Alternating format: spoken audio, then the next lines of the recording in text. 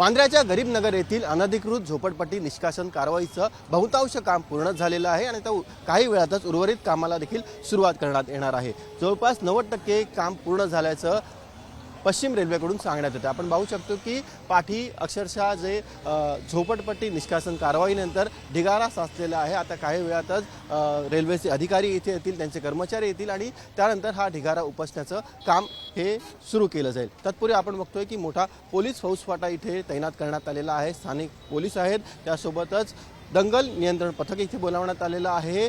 त्यासोबतच रेल्वे पोलिसांची देखील मदत घेतली जाते। परवाच्या दिवशी इथे मोठा राडा पाहायला मिळालेला होता।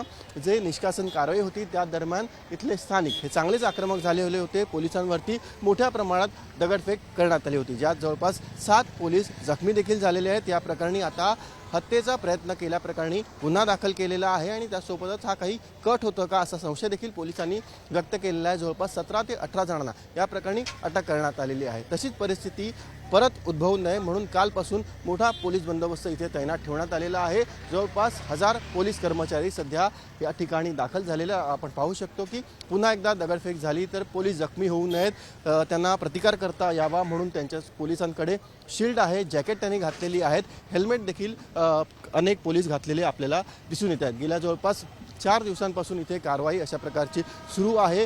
या गरीबनगर परिसरात ज्या अनधिकृत झोपड्या आहेत त्या उच्च न्यायालयाच्या आदेशाने पाडण्यात येत आहेत। मात्र त्यावेळेला झोपडपट्टी निष्कासन कारवाई दरम्यान मोठ्या प्रमाणात नागरिकांनी प्रतिकार देखील केला होता, पोलिसांवर दगडफेक देखील करण्यात आली होती। आता जवळपास 90% काम हे पूर्ण झालेलं आहे। आज आणि उद्या 2 दिवस ही कारवाई अशी सुरू राहणार आहे आणि या दोन्ही दिवस अशाच प्रकारचा पोलीस बंदोबस्त ठेवण्यात येणार आहे। व्हिडिओ जर्नलिस्ट हेमंत कदमसह सचिन गाड, ABP माझा, मुंबई।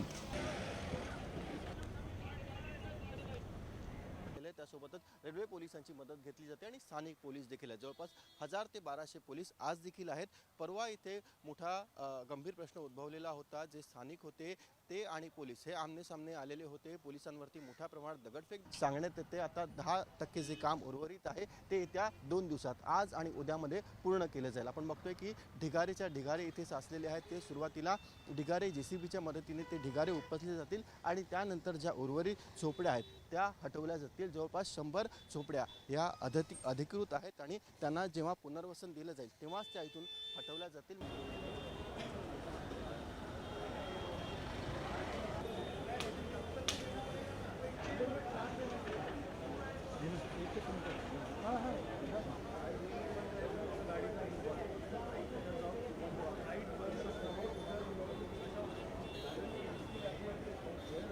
गेल्या 4 दिवसांपासून वांद्र्याच्या गरीबनगर येथील अनधिकृत झोपडपट्ट्यांची निष्कासन कारवाई आता तिच्या अंतिम टप्प्यात पोहोचलेली आहे। आपण सध्या ग्राउंड झिरोवर आहोत आणि ज्या अनधिकृत झोपडपट्ट्या इथे गेल्या वर्षांपासून होत्या त्या 100% तोडण्यात आल्याचा रेल्वे प्रशासनाचा दावा आहे। आपण जर पाहिलं तर इकडे अक्षरशः अनधिकृत झोपड्यांचे मनोरे रचण्यात आले होते। लाकडावरती या झोपड्या उभ्या करण्यात आलेल्या होत्या आणि त्या जवळजवळ 100% तोडण्यात आल्याचं रेल्वेने म्हटलेलं आहे। आपण जर पाहिलं ती ज्या 100 झोपड्या या इथल्या अधिकृत आहेत आणि त्याच्यावरती जे अनधिकृत मडले चढवण्यात आलेले होते ते आता इथे तोडले जात आहेत। खाली अजूनही लोक राहतात आणि या कारवाई दरम्यान त्यांना कोणतीही इजा पोहोचू नये म्हणून आपण पाहू शकतो की आता रेल्वेचे कर्मचारी हाताने या झोपड्या पाडण्याचं काम करतायत।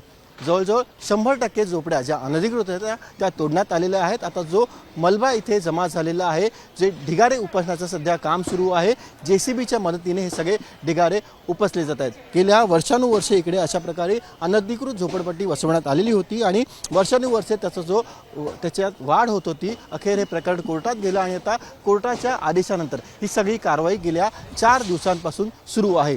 परवा इथे याच कारवाई दरम्यान जो इथला जनता होती ती चांगलीच आक्रमक झालेली होती। पोलिसांवरती मोठ्या प्रमाणात दगडफेक देखील करण्यात आलेली होती आणि त्यानंतर आता जी पुढची कारवाई आहे त्यामध्ये अशा प्रकारे पुन्हा परिस्थिती हाताबाहेर जाऊ नये म्हणून मोठा पोलीस बंदोबस्त देखील इकडे गेल्या 2 दिवसांपासून तैनात करण्यात आलेला आहे। उद्या देखील ही कारवाई अशाच प्रकारे सुरू राहणार आहे आणि जो मलबा आहे तो पूर्णपणे इथून हटवला जाईल आणि ज्या उर्वरित झोपड्या आहेत ज्या तोडून ठेवण्यात आलेल्या आहेत त्यांना देखील पूर्णपणे इथून निष्कासित केलं जाईल।